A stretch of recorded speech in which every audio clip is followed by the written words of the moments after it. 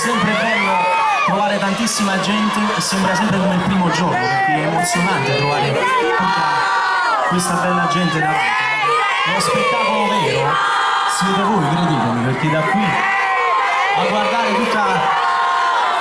tutto questo bellissimo spettacolo veramente non ha prezzo. Dopo aver detto questo io volevo un po' ripercorrere un po' tutta la mia carriera e spesso mi sono imbattuto su certi discorsi un poco, come dire, un po' strani, dove mi dicevano piano piano devi togliere le canzoni vecchie e cantare quelle nuove, cercando sempre di aggiornare passo passo lo spettacolo. Io non sono assolutamente d'accordo con questa teoria. E come infatti c'è una di queste canzoni più vecchie che a me piace veramente tantissimo e che da tanto tempo la canto e non ho mai tolto dalla scaletta, perché ecco, io non rinnego il passato e quello che ho fatto, è giusto sempre